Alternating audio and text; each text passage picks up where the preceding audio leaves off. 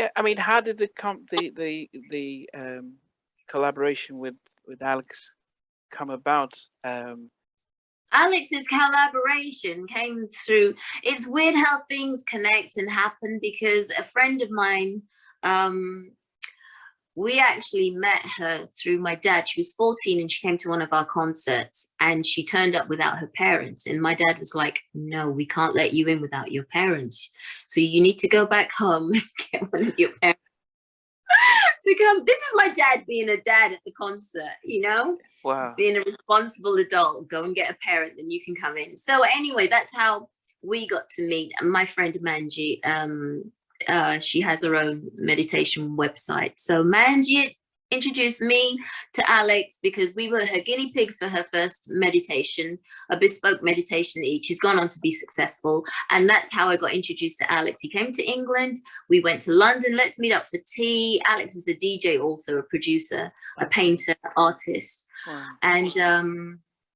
And so, yeah, he was a fan of ours back in the day. So we went to London, had tea.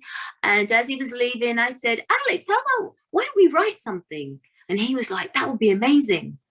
Sometimes it takes for just somebody to ask, you know, because you just feel it's a social thing, you know, we're just saying hi. But I was like, because I love to write with other artists. I love to write with other people, especially when it's out of my comfort zone again, because Alex's music, I've never really written that genre of music before.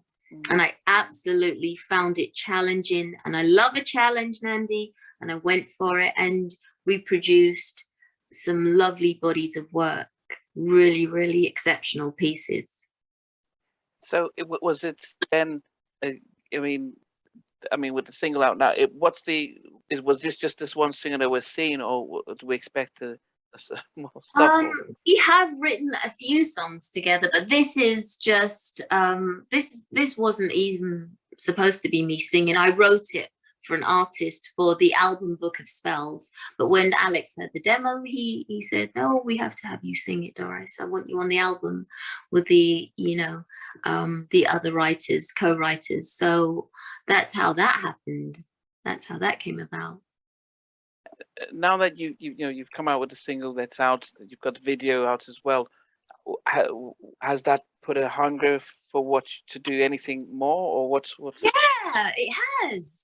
It's ignited that, and I'm happy about it, because I get to express myself even more as a songwriter and as an artist, and there'll be, you know, I'll come back with my choreography as well, some dancing. But yeah, it's made me feel like this is good, as long as, you know, I've started acting as well, so that's another string attached.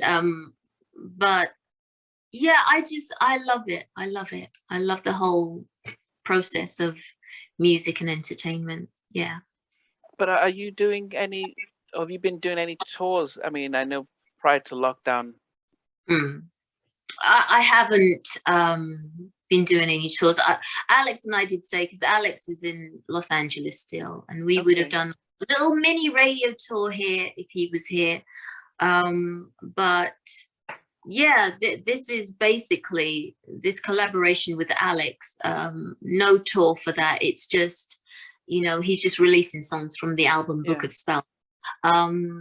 The other project that I was on that was released last month was the 80s album, the Rediscovered album. I did a song on that, a cover by Corinne Bailey Ray, Put Your Records On. Okay. So there aren't any real performances as yet, Namdi. They're just released. This isn't my call. They're just releasing songs from the project. And I have another song that I'm featured on, another collaboration for the new year with my cousin, Lady Margaret MC. We've done a remake of System Addict. Oh.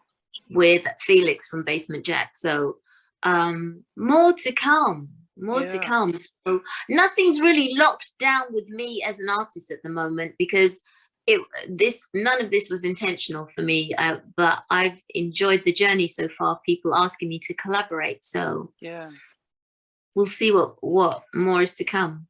I know, you know, no one will forgive me if I don't ask about the possibility of, you know, ABBA have come back together after 80, 100 years. So the possibility of you and his siblings, yeah, I mean, Hasn't so been that long.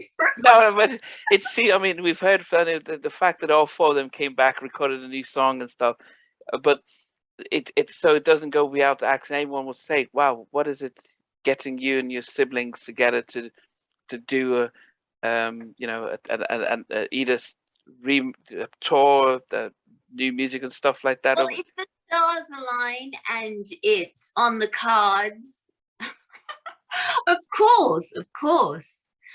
You know, I'd like that. I'd like that very much. Because it would be nostalgic for a lot of people. Yeah. You know, to hear all the greatest hits again and get back out there on stage and just have some fun. But now, as I said, I'm not in the industry, so it's hard to understand. But people would say, "Oh, but you know, you just give a call to the rest of the siblings. Say, guys, why don't we just go get a manager, do, you know, the press will eat it up, you know, book, you know, Wembley O2, you know, do, you know, the Spice Girls did it, everyone's coming back, JLA, Yeah. everyone." So it'll be a massive thing, the fact that you guys can do, but is it as hard? You know, we might think it's easy as fans, like, "Oh, why don't you guys get back together?" But the reality of is it much challenging, to It actually, can be at times. We've tried a few times to pull it together and do something. Like I said, I think it's out of our hands, and when the energy and everything comes together, it'll be the right time, because it doesn't seem to work if I say, "Why don't we all get back together?" And then the other one's like, "Oh, but I've got this on and I'm doing this." Like, you know, sometimes it's like, "Yeah, why don't we?"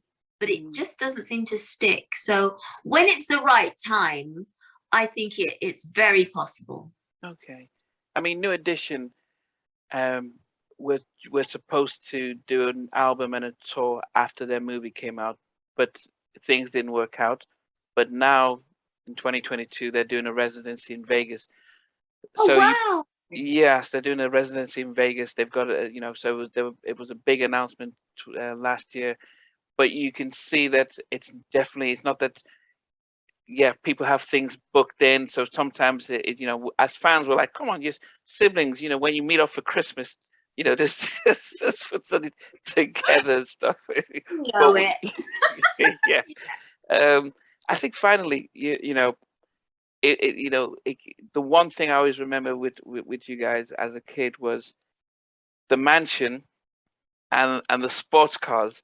Now, was that real? That was where you guys lived and those were your cars, or was it more so part of the image and mystique of Five Star?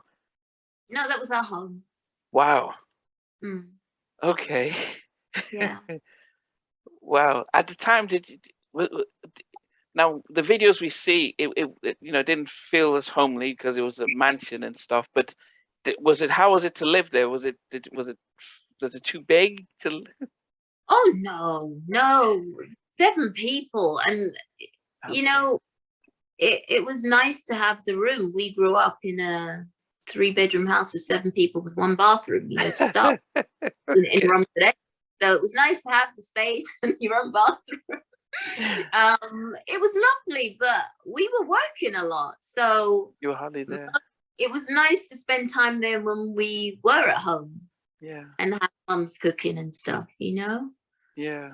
But yeah, it was home. Okay. Final question is, what, when you look back all the materials that you did in Five Star, what would be your favorite song? You know, a lot of the songs were pop, and my heart always geared towards the more R&B songs, like "Let Me Be the One" and "With Every Heartbeat." Mm. So I'd say between those two, and "Rain or Shine" as a pop one. Okay. Uh, Oh, I always ask my guests if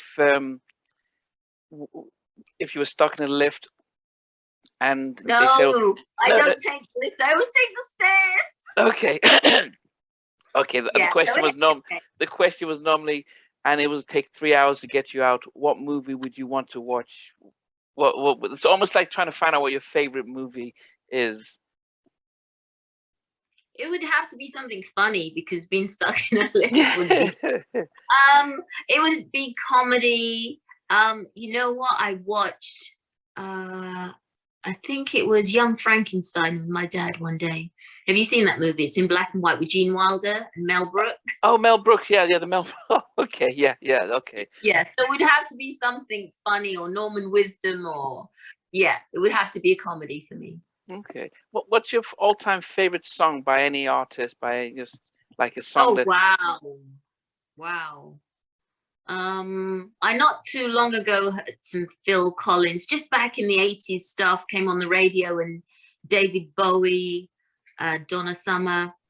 It would be a collection of songs. I couldn't choose one. I love the Whispers. I love Evil and Champagne King. I could go on and on. Yes, but you have one song to pick before they put on your movie. What?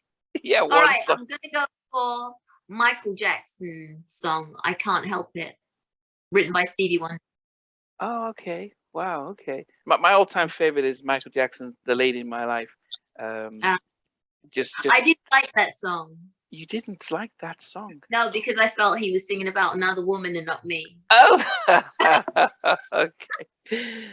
Did you guys ever get to meet him or any of the Jacksons? Oh, you did? Yeah, I met him. Yeah.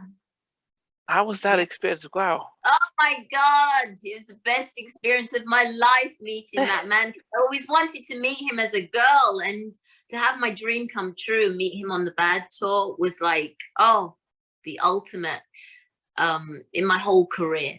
Yeah. Wow. Outstanding. Did he know of you guys? Yeah, he loved our music. He was just beautiful, humble, funny, and just gorgeous man. Wow. Yeah. Oh goodness. What about the other siblings, Janet or the Jacksons? No, I hope to meet her soon though. I'd love to meet Janet, but Michael, like when we got to meet the Queen and other people in the industry and in entertainment, but yeah, the highlight of my life in my career was to meet Michael. Wow. I had tickets for the This Is It tour, because that was going to be my first time seeing him in concert. And yeah, sadly, so that was, because when I moved to America, he had stopped touring in America. He was touring in Europe. So I was like, oh goodness. So when I moved back to the UK, he'd stopped, that was it, the first time and stuff. But we always ask our guests, what are you listening to now? I mean, what would you recommend for people like, new artists or emerging artists that's out with some music that you'd say, hey, I was going to say listen to a little bit of everything, but I'm a huge fan of music that is not programmed. So I'd say listen to some live music, listen and appreciate live musicians, any genre of music, but live. And, we really need to appreciate musicians and live music. I'd say go and watch bands and acts perform live. Yeah. We need that. We don't need just the downloading. We need people to go out and support live music. Yeah. But I mean, have you considered to do a reimagination of some of the top 5-star songs acoustically? Because that would be something that, That would. I thought about that, like with an orchestra though. That would be fantastic. But the thing about that is just that it's a lot to coordinate, and it's easy to say, okay, yeah. I see, like you're talking about like an unplugged kind of moment. Yes, so you take 8 or 10 of the biggest songs that you did, and then you reimagine them, just you on the guitar. You might decide to get another guitarist to join you on Yeah, tour. But that in itself would that's get a the lovely older. idea. That's a lovely idea. Yeah, because in one way, what you're doing is those of us who have grew up on the music would be like, wow, yeah, I remember that. But you know, we may not be able to dance as we used to back in the day. But it's a good way to listen to it. Because as I mentioned earlier, that as much as I grew up in the '90s, I love how Adele just lets the music through her voice and a piano at the back. Yeah. Now, if you had a piano player and a guitar player and you're like, let's go on tour, then that's great. But to make it easier, if you were to just showcase that, I think that in itself would promoters will start looking and say, okay, you know, that's actually something that we can look at opening the doors to, with, you know, Doris on her guitar singing her songs and stuff. And you know, if you start to, you know, you can start to do showcases on online and for us to see it, and that's how the buzz that's coming out. But I think there'll be a big market for us to listen and appreciate you singing live, listening to Yeah. your guitar playing to some of the songs that you guys made famous. Yeah, yeah, that is a lovely thought and idea. You know, I'm still learning to play the guitar, but I have actually achieved, like, one of the songs from no, the song that I've sung, I've done a rendition of Put Your Records On. I've learned how to play that on my guitar, so that'd be something that will be posted on my social media. I'm mostly on Instagram, so that's Yeah, where people see me and find me. But yeah, the idea of playing more acoustic and just with the voice live, you know, and unplugged is, yeah, I love songs with just the guitar. Guitar is my favorite instrument, so yeah. that would be something worth considering. Especially your own songs, because so many times I speak to the artists from and they're saying, yeah, we're gonna be doing a Stevie Wonder song. I said, but no, you came out in the '80s and the '90s. You had some big hits. The record labels own the masters to those. Why don't you then re-record the songs that you wrote and you know, and just give it, reinterpret it for us to listen to it now, and not sing somebody else's song. But you know, if you sang "Can't Wait" in a slower, in acoustic way, it would be like, Mm. wow, you know, it is something, you know, and then you can, you know, then you can see how that goes, and it eventually could release it and stuff. But then that opens doors and stuff, and Yeah, then maybe your siblings would say, oh well, we can do a stripped down tour maybe. as opposed to having the whole production and stuff. But anyway, it's Yeah, just stuff that you'd just have put it one. out there, Andy. Just put it out there, Yeah. and that's how it all starts. You know, with the trickle and then a stream, and then yeah, yeah, Yeah, and so as I said, we've got a, you know, I know my channel. A lot of most, I mean, even I'm based here in the UK. I would say a lot of the community are based in the US and Australia and Asia. But there is they love to see singers. They love to see their favorite '80s and '90s acts singing live. But if you're not touring, then having material of you singing your own stuff in an acoustic way gets that buzz going and stuff. Justin Bieber got signed singing at home and releasing it on IG. You know, that's how people then say, wow, this is great. I never thought about that. And somebody then says, yeah, it just goes viral.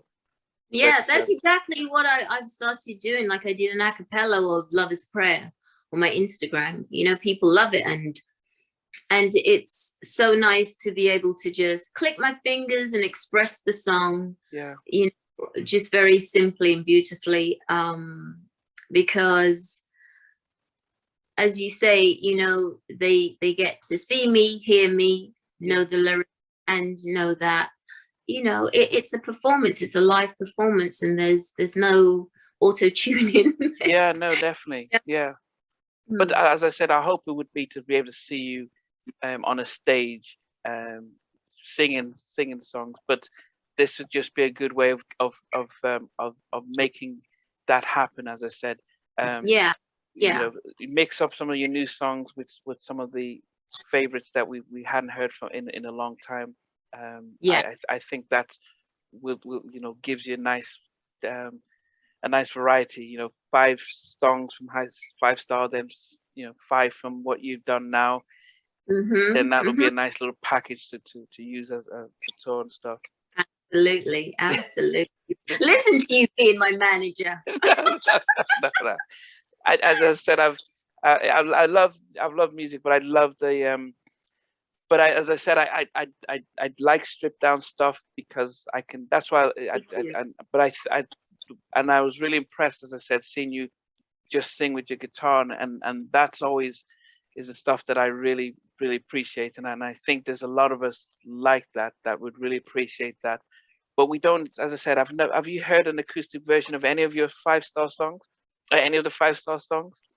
Well, I did one on my Instagram, actually, of one of my older songs called Don't You Know I Love It. I had a crack at that one. So, yeah, that's the only one I've heard, to be honest. Yeah.